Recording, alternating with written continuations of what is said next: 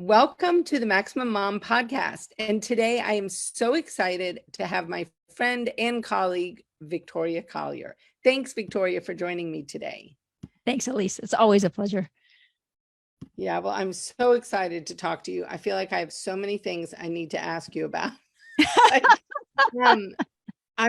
There are just burning questions, I think, that many of us would like to know the answer to. So I have just appointed myself as the person who's going to ask them all. Well, now you've set the bar up so high, I'm not sure I can meet that.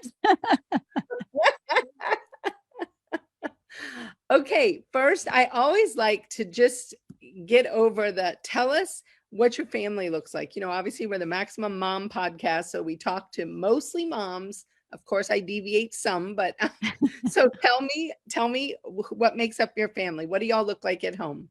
Yeah, so at home, my children, we don't need to go all the way back to my parents, but my children have two moms.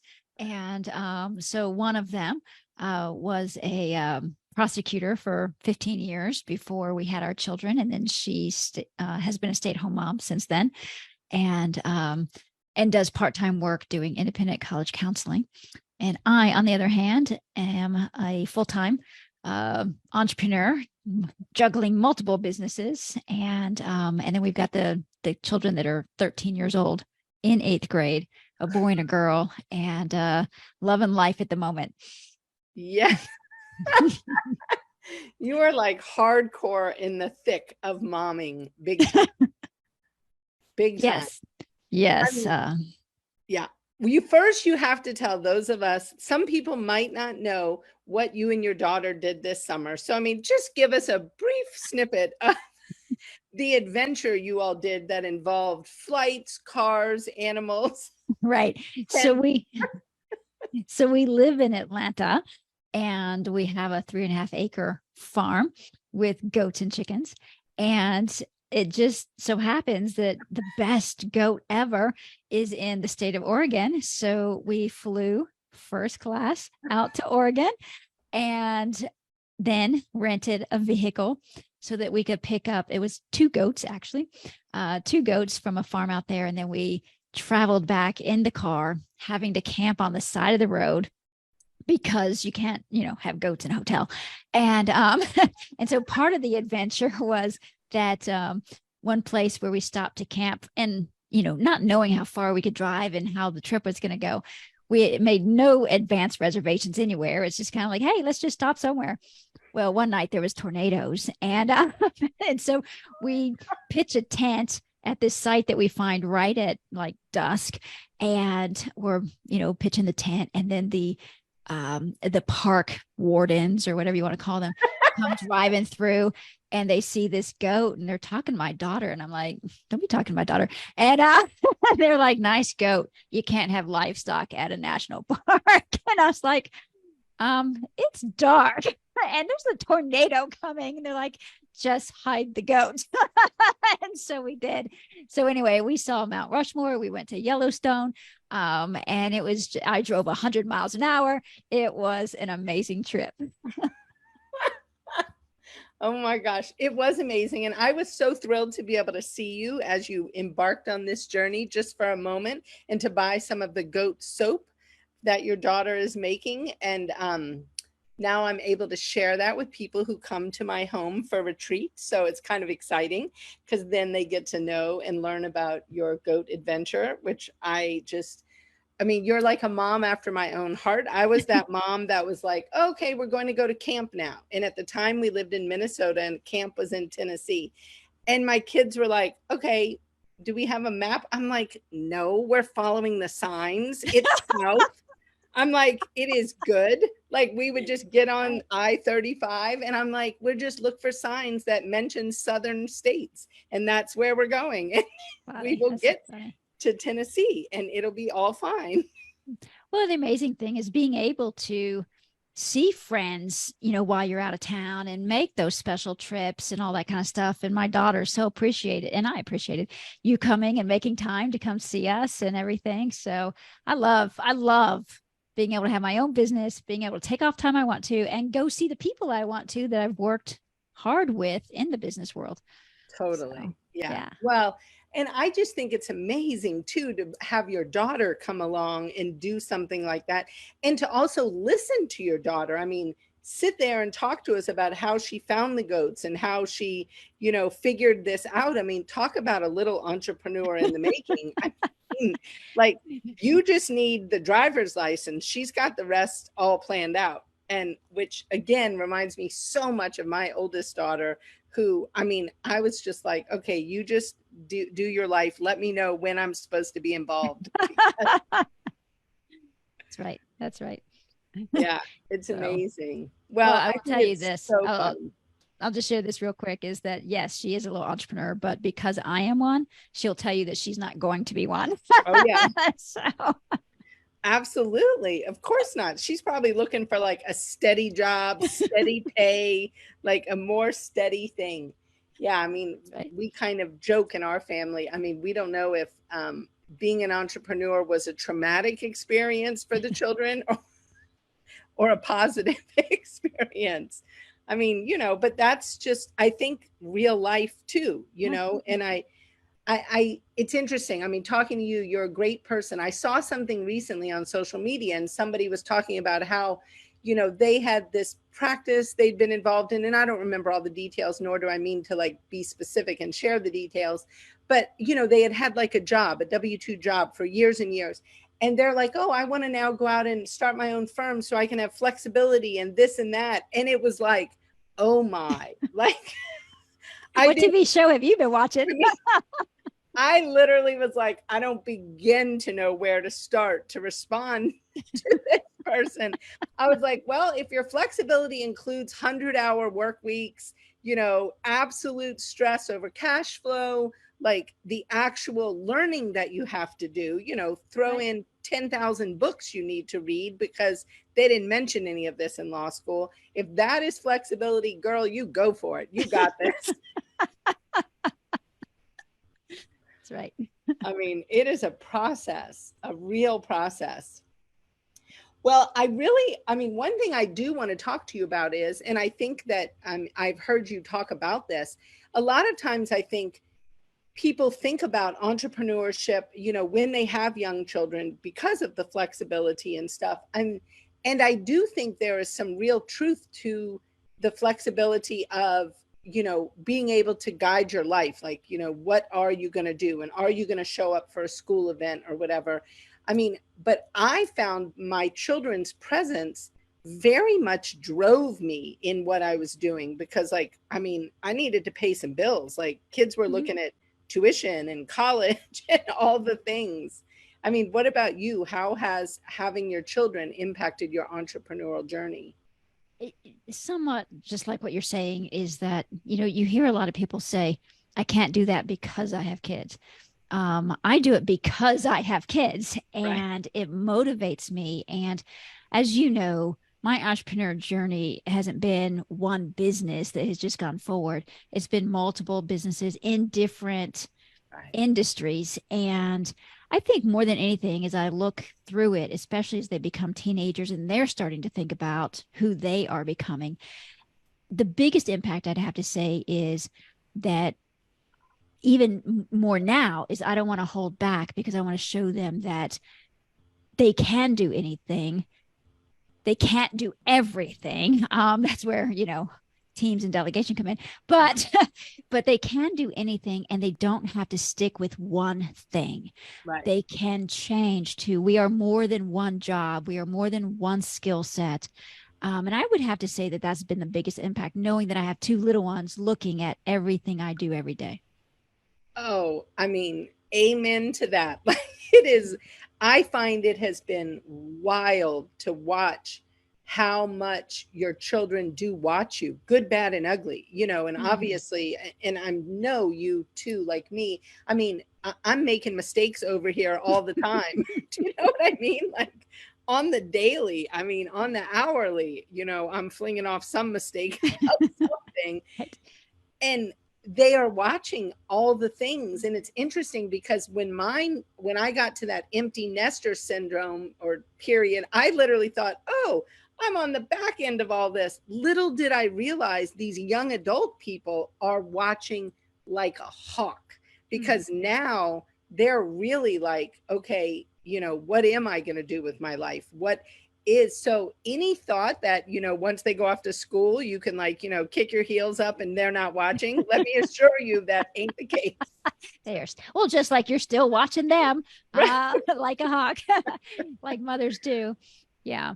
Um, yeah. So they're, which is good. It should be that way. So, Yep, it is. It's an interesting journey, though. And I have found, I actually said to my husband the other day that I think owning a business has been the biggest impetus for personal development by far of anything I've ever done. And that alone is worth the entrepreneurial journey. right. And, I think, and that comes down to like, you hear the term coaching all the time. And I meet lawyers that have gone 10, 20, 30 years without any coaches at all. And I think where they miss the boat often, and even just listening to podcasts and things like that, is that coaching isn't often about the business. It's about your growth and how you up level you so that then the business does what you want it to do with results. And so you're right. I mean, to me, it's all personal development. I just happen to have a business on the side that's coming along and supporting that. Right. So, Exactly. I think that's exactly right. Well, let's talk a little bit about your current business that you're running that's related to law firms. I know you are involved in different business adventures now, but you have one business that is related to law firm positioning, law firm sales. How would you describe that? overall, the business is called Quid Pro Quo, which means equal exchange of value. And so the crux of what we do is we help law firm owners sell or buy law firms. And we're looking for a perfect match between buyers and sellers, which does bring equal value to both sides. Awesome.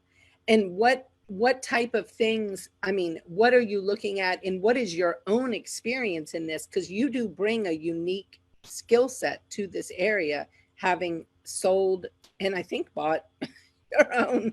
In the Like, process of. yeah. So, So tell us a yeah. little bit about that and what your experience brings to the table in Mm-hmm. this. So I started my own law firm in 2002. So I built a law firm from scratch right out of law school. Had that for 18 years and then sold it. And before I sold it, I was doing estate planning, which is really exit planning for personal life. And so it wasn't a big change to go to exit planning for business. And so I got credentials in that and then credentials in valuations so that I could determine what the value of a business would be, specifically law firms. And so I sold my business and I had been coaching lawyers for years and years in the estate planning, veterans benefits world. And many of my students, if you will, were older than I was. And so they had heard that I had sold my law firm and they're contacting me to find out, how do I do that? Because historically you didn't. You just closed your doors. You just handed your open files to your buddy down the street. And so my very first client was an estate planning firm right in my backyard where she had called me to see if I wanted to buy her firm. And I said, well, that would be lovely, except I'm under a conflict of interest because I just sold mine. And there's ethics rules that you have to abide by. And so we were able to sell her firm all cash up front with a short-term exit. And that was what started it all.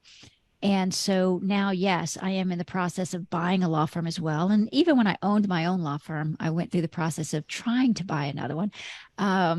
So I had some experience in that. It just didn't complete at that time. And so we do help other law firms buy law firms as well.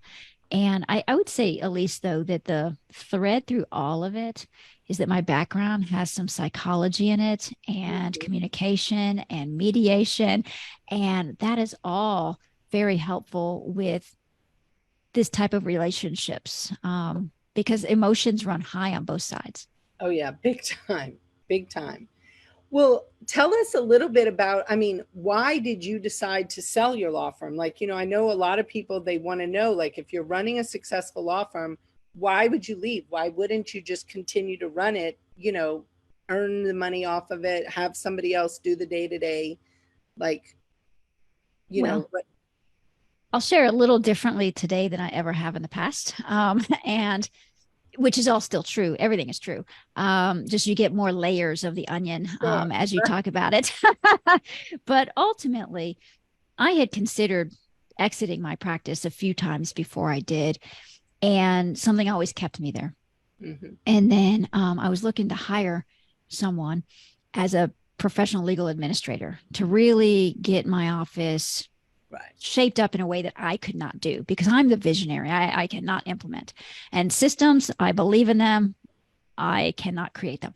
And so when I was interviewing these people, one of them, the personality test, the guy said, "Hey, she's going to want to take over your business." And I'm like, that was the first time I'm like, really? When? And he said it was like it's a bad thing. And so that really gave me Right. some hope, a spark of hope with some stuff that I had pushed to the end. And then I was on stage about to give a presentation, and this woman was heckling me, and I was like, I don't need this. I just don't need this. But ultimately, what was happening, and this is the new information, what was happening behind the scenes was my PLA was definitely getting my business in shape, and it was definitely going in a great business direction. But personality wise, we were very different.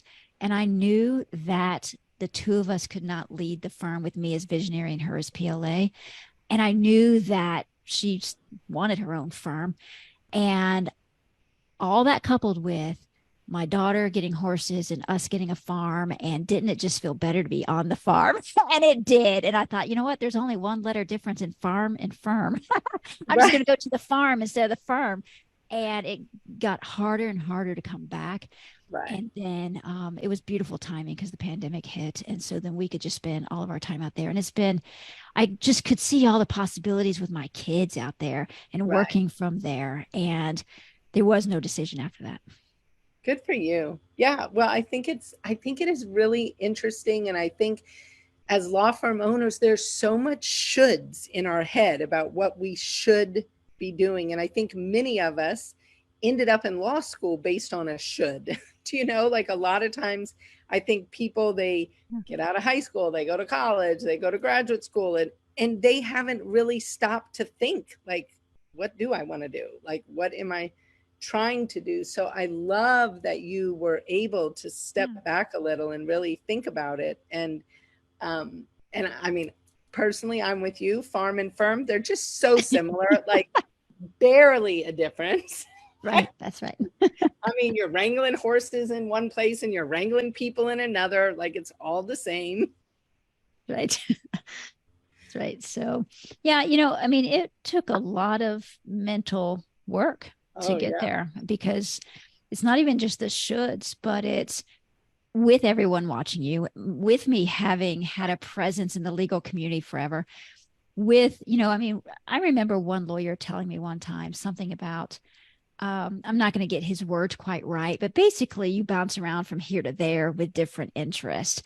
And the way he said it, I did not take it as a compliment. I took it kind of like she can't ever figure it out. She can't complete anything. And that's not at all how he meant it, because I did ask him about that. But he says, no, you're inspiring because you can do these things and you don't limit yourself based on, what you people think you should do. Yeah. But it that doesn't mean that it's not inside and has to be dealt with because it does. Right. So, because Exactly. you see yourself as a failure, I guess is the bottom way to say it is, I'm not still practicing after 30 years. I must be a failure. Why can't I just keep enjoying this? Right. Yeah, but I think it is so just insightful to realize that sometimes you're waking up in the morning. I mean, and if it's morning after morning and you're not like fired up to go to the firm and you'd Mm-hmm. rather be at the farm, like, I mean, good on you, do Yeah. you know, for being Mm-hmm. able to make that decision and stand strong in what you believe in. I think it's really powerful. I mean, it's the ultimate anti people pleasing. Right. And then you have your family to answer to. Yep, And so, why exactly. is mommy not taking clients anymore? So, yeah. Because she's wrangling horses and dealing with goat adventures. But Right. That's right. It certainly changed the dinner time conversation because my kids literally, because we've always talked money, we've always talked business. And so it was not uncommon for me to sit down at the dinner table and have one of my children ask me, "So, mommy, how much money did you make today?" And so for 2 years, I didn't have to hear that. Right, exactly. Instead, you could talk about how much poop did you shovel. That's right. How many plants did I plant? Yes, indeed. Well, and one of the other things you bring up, I think, is about coaches. And I think there is a real um, plethora of people that just talk about grow, grow, grow, grow, grow. And it is one of the things I personally really struggle with because I think we don't fully explain what grow, grow, grow, grow, grow can look like. And I think all growth is not equal. I mean, there is growth that is very solid, like people's numbers are and their ratios are excellent. The business is healthy and that is good. And there's growth that gets very quickly out of control and people's numbers go a little crazy, and there's just all kinds of things that can happen. So I think that it's important to really hearken back to what is aligned with the client, and when coaches are coaching people, I mean, how have you dealt with that? I no doubt you have come across that grow, grow, grow mentality just as I have. Absolutely. In fact, I think on my website it says stop growing and start going. Because growth for growth's sake is empty. And we have to have a purpose because otherwise it's unhealthy, and which causes the stress, which causes you to see posts on Facebook that say, I hate managing people. No, you just don't know how to grow properly. But the growth in your business has to keep up with, or I should say, your personal growth has to precede your business growth. And your business growth cannot go first or exceed you. Otherwise, you're always going to be miserable and stressed. But yeah, I see it. And I think that programs that are just, again, just growth for growth's sake, leave people maybe with more income, gross, not necessarily net, but gross, but not fulfilled in the ways that they want to be fulfilled. So I would say that when we talk about growth, like you intimated, and that is figure out what that means for you first. Don't let your coach define what that is. You define what that is. Yeah. And I think that is such an important takeaway because I think that it absolutely breaks my heart to see how many stressed, sad, miserable business owners there are and that are literally just, I mean, sinking in just yickiness. And Yeah. And I don't mean to laugh at that, but yickiness is a nice word. yeah, I mean, it's really bad though. Like, and I'll read things and I'll be in mastermind groups and listen to somebody, and I have this huge, just empathetic heart for these people who are going through this just growth, growth, growth, growth, growth. And they are so torn up about what their lives are looking like. And I'm like, guys, we are in an amazing profession. We have such amazing opportunities. We ideally are going to be joyful and content, and I don't mean content in the sense of you don't want to do other things and you don't have other goals, but just like day to day kind of content in your skin, you know. I think what sometimes traps people there and why they're so miserable is they don't see that they have other options, or that they perhaps created this and they can uncreate it. And so, you know, but we all have that choice, right? It's just which difficult Right. choice do we want to make, stay or leave in this situation? So, but it's Yeah. all painful until you get through it, whichever direction you decide to go.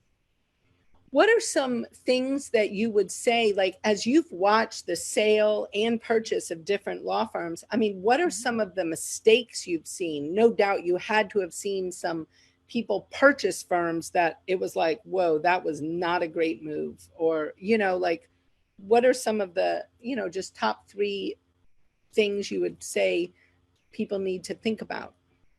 Well, I would say the biggest heartbreak that I have seen is when a person buys a firm and it's a great firm, and then they don't continue the firm in the way that it had become so great. And they either start changing lots of things, or they just continue to operate in their own way without taking all the greatness that the firm was. And then that diminishes the culture and the income and the referrals and production, everything. And so I've seen that happen twice now. And it is heartbreaking to the seller, who's still there to witness that for a period of time. And there's nothing they can do because, I mean, the new person's not listening. If they were listening, they would have done it differently to begin with. So I would say, number one, if you're going to buy a firm, figure out why you're buying this firm. Why this firm? If it's just the income stream, then I would say, don't buy the firm. There are so many other ways to make an income stream. But if you want to continue somebody's business and the legacy they've started and the culture, then actually immerse yourself in what they have built and become part of that, and then blend over time. Right. But don't do it immediately. That has been the most damaging I've seen. So that's number one. Number two would be a seller who is not vested anymore. And then they are just, I wouldn't say interfering, but they're interfering through lack of ability to have a successful transition. And so even though we might have the perfect buyer, the seller's already blanked out, and that's not helpful to anybody. So that's why getting started in the process before you're burned out, before you're ready, just throw it away, is number two. And then that kind of piggybacks into number three, and that is, there are a lot of sellers that are just like, I'm ready just to walk away tomorrow. So they list their law firm, and then they have this expectation that within 3 to 6 months it's going to be sold and somebody else is going to have it. And it generally takes a little longer than that. Due diligence takes that long. And so to have an unrealistic expectation just because you're burned out doesn't mean the buyers are just going to become swarming towards you. Mm-hmm. Even though there's a lot more education out there, even though there's people like me out there finding buyers, it still takes time. And so having reasonable expectations is helpful.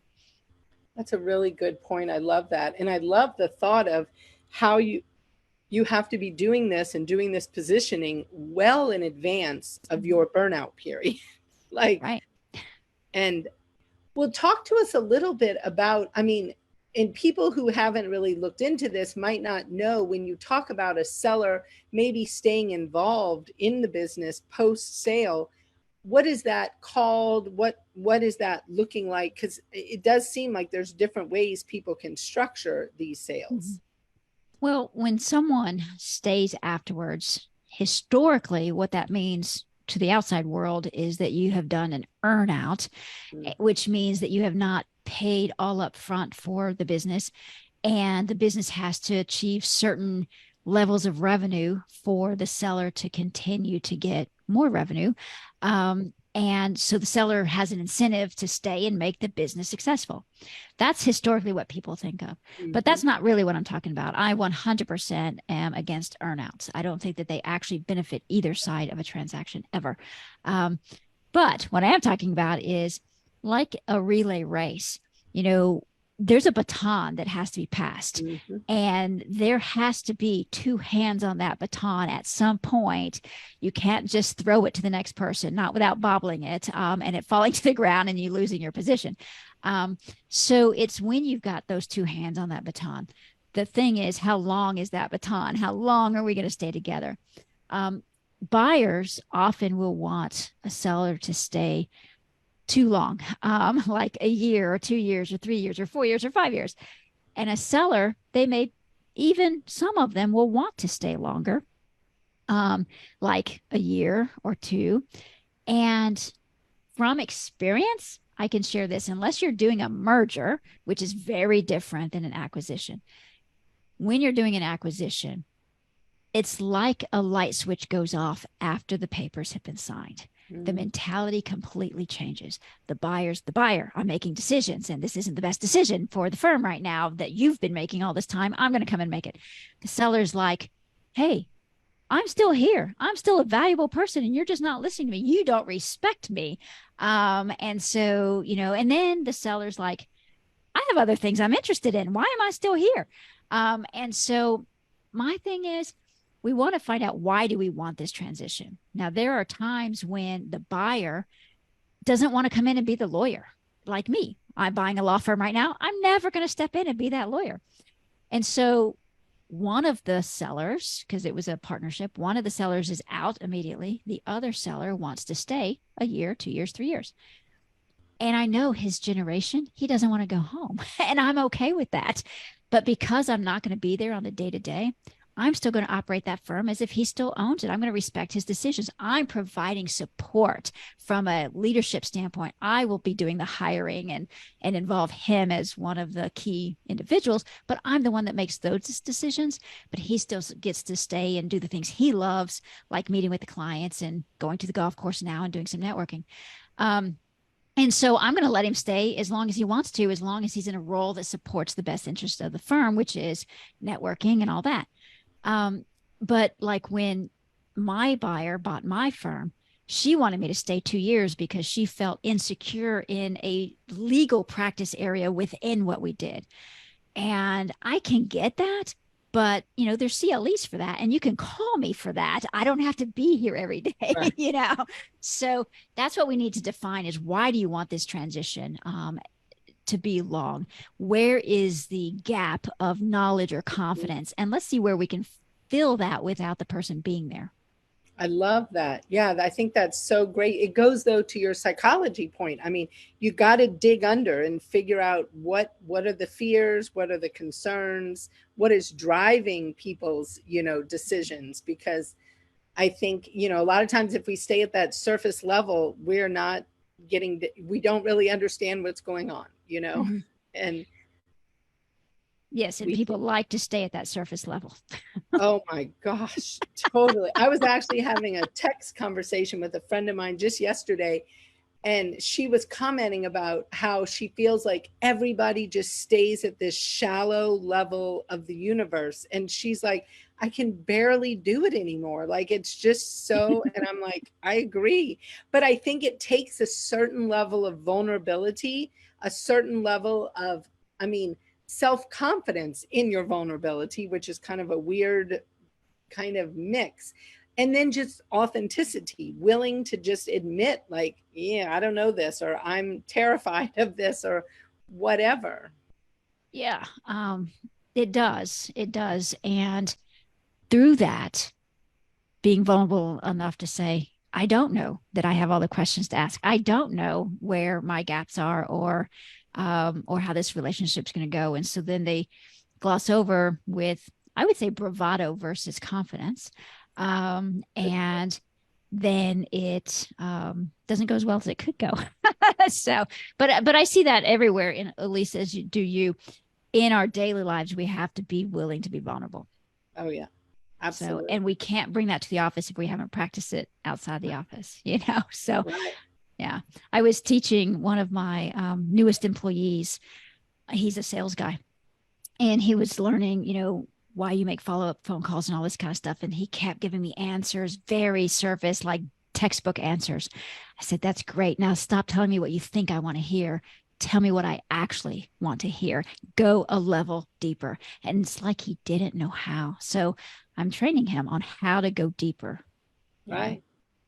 Well, I think that's so critical in the work we do, especially when you think about, working with law firm owners, working with, in my case, family law people, estate planning people. I mean, you're dealing with people's lives. I mean, like, it's hardcore people-y stuff.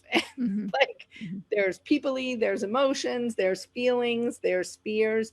And if we're not willing to dig in, I mean, we are not doing anybody a service, because we are just looking at them like a little bot, and we are, solving just some surface level issue that might not even touch what the real issues are. Right. I learned a tool years ago that essentially you ask the same question until you get there. And that is, and why is that important to you? Right. And why is that important to you? And while the asker feels like, it feels ridiculous to do it, but the person who's actually answering, if they're into it, they don't even realize you're asking the same question over and over, because they're finally getting into the emotion of Right. why this is important. And so Now, when people come to you and they want to work with you, let's say it's an owner and they're seeing themselves, maybe, I don't know, their kid is almost in college and they're thinking, yeah, I could see getting out of this in a few years. What are the kind of steps they're going to be taking? I would think, I mean, you're going to have to help evaluate a business, or, I mean, what does it look like to come work with you? sure. So first of all, we got to get a baseline as to what is your firm? Who is your firm? What does it look like? Who do you have working for you? What kind of clients do you have? What kind of referral sources? What kind of systems and processes? All that kind of stuff.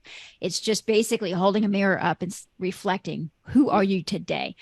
And then it's, where do you want to be, or what do you think you need in order to live the life that you're trying to get to?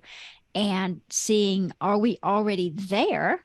So all we got to do is get this listed, or are there things we need to do to position it to get you the value you need so you can take that next step? And so if we are already there, because that's the easier path, is we still need the valuation, because you're going to list it for a price and then you have to justify that price. So we do a valuation, and then we do a marketing package, if you will. And so if you're working with us to help you sell it, we actually then have a team of professionals who are very proactive and reach out to prospective buyers or sellers, depending on which side we're on. And we phone call, we email, we do direct mail, things like that. And so that's why our process sometimes is faster, although we can't guarantee any speed whatsoever, but faster than just listing your business on a site like BizBuySell. If you have to position it, and Mm-hmm. if you want or need it to be worth more, then we actually look at in what areas of your firm would be most beneficial to increase the value. Like, you wouldn't go in and rehab a living room, you would rehab the bathrooms and the kitchen, right? Right. And so we look at the firm for the bathrooms and kitchen areas to rehab. And then we also have to consider what timing, because some people may be like, well, there's this gap here, but I can't wait 5 years. I have to do this like by a year from now. Okay, Mm-hmm. then let's fast track that. There was actually one firm that I've spoken with most recently, and they said, well, in the next 3 years, we want to be able to sell it for 3 million. And I said, well, then I can do the valuation for now to see where your gap is. Yeah. I know where your income is right now, but I'm not the right person to get you to the 3 in such an accelerated pace.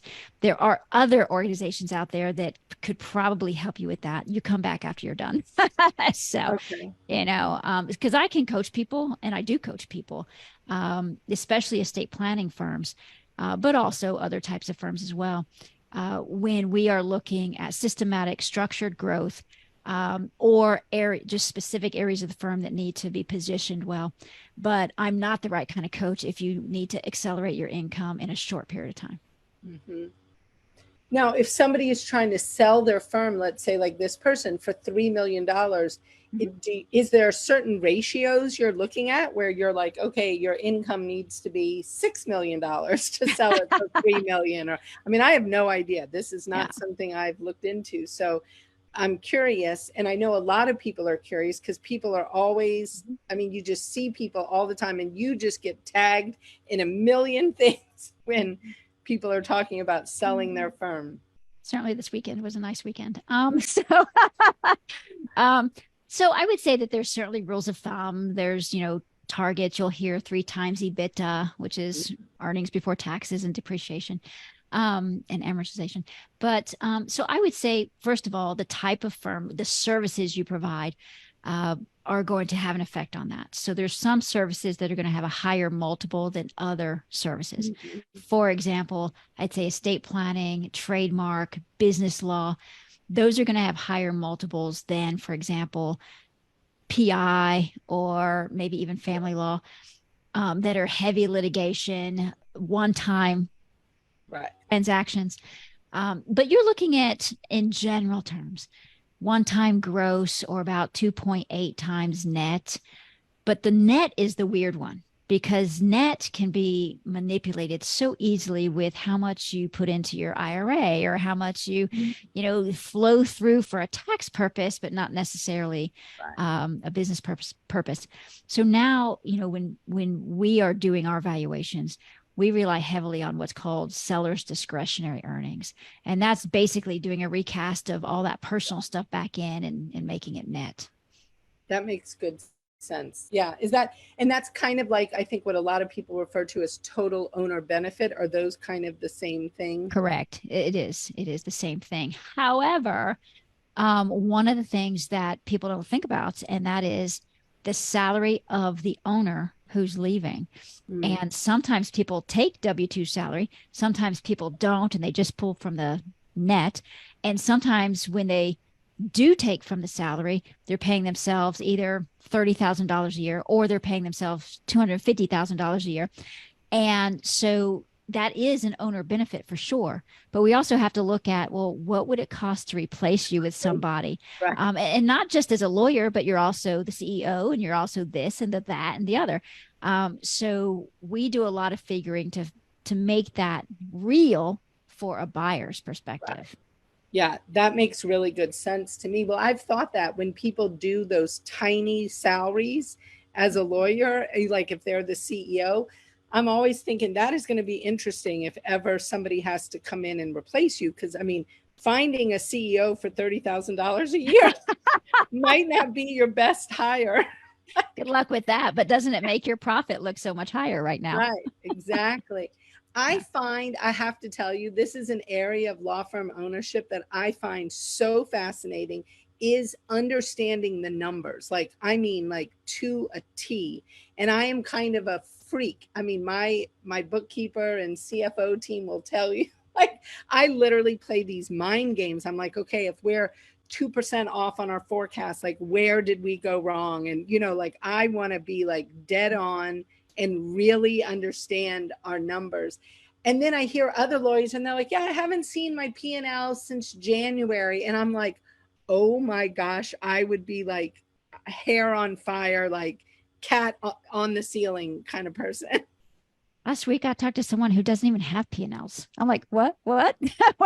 I'm not understanding. I'm like, just send me your taxes then. Just send me your taxes. How do you operate this way?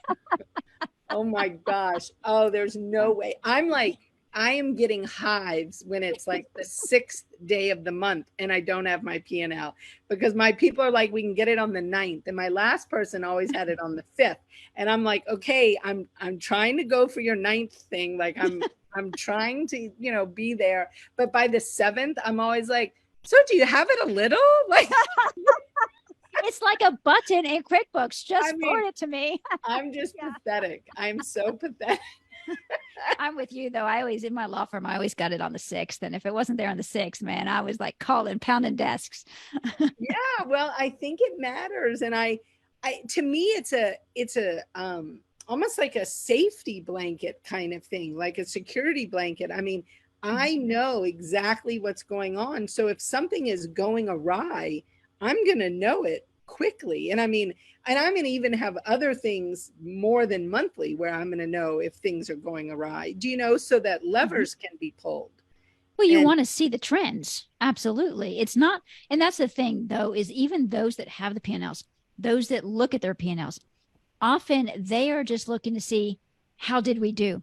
They are not looking at it at a strategic way to see what is the trend and where's the forecast going. And so their businesses could be so much different if they were forecasting versus just historical. How'd I do? Did I check the box? Do I get to pat myself on the back today or not? Oh my gosh, I love my forecast tool. We run a 13-month, rolling forecast. And I mean, it is by far my biggest self-competition. But I find the forecasting tool to be powerful in allowing you to look at things strategically and make those strategic decisions because, I mean, you've got everything in front of you, every little thing. And I mean, you can pull levers all around and see what is happening, what it will do to numbers. And how it will impact things. And I think it allows you to look at trends right there in your face. Do you know what I mean? Like, I do. yeah. I do. But what we hear all the time is from lawyers, I'm not good at numbers. I don't like numbers. And I also can't tell you the number of people who have told me that when we then focused on the numbers and they actually started producing results they liked, they loved being in their numbers. Yeah. And so what I really take from that is what you don't like is the results you're getting. And that's why you don't like numbers. That's why you don't like to get in there. Because if they produce differently, you would love it. Well, and I think a lot of us lawyers joke about going to law school because we didn't have to do math. I mean, I was definitely one of those weird lawyers. I thought I was going to be a biomedical engineer, so I was all about math. Like, I was totally into math. I kind of got to the end of my calculus brain though, and I was like, whoa, I don't think I can do any more of this calculus stuff. Like, I am tapping out. Yeah. But our math is all simple. You know what I mean? Multiplication, adding, little dividing, some percentages. Like, you know, it's basic. I feel like you get through 6th grade and 7th grade and we're good with our math. Like, nothing that a basic calculator can't do, or an app. Exactly. And so, yeah, I tend to think it might be a little bit of an excuse because we got that. We definitely have 7th grade math, I think. Yeah. So, well, I really appreciate your time today. I can't tell you how much I appreciate it. And I know there are so many people out there that are either thinking of buying firms, thinking of selling firms. I mean, it's a point of conversation practically in every setting I attend. And so I just am really happy we were able to bring you on and talk about Quid Pro Quo and what you're doing and how you're doing it. Thank you. I'm glad I was able to answer all your questions for all your people. Yes, indeed. Well, and I hope now have your kids, they have gone back to school, right? They started last Thursday. So yes, this is the first full week starting today. So you're like living it up this week, huh? That's right. Just free as a bird. Okay, well, enjoy the rest of your week. Now, do tell our listeners, and we'll add it in the notes, where can people reach you? What is the best way for somebody to reach you? Well, the best way to become aware of our community is through our private Facebook group called The Art of Buying and Selling a Law Firm or Law Firms. And otherwise, our website is quidproquolaw.com. Okay, perfect. Well, great. Well, thanks again. Thank and you. Enjoy the rest of your week and take care of those goats and that tractor and all the things. All the things. Thank you so much, Elise.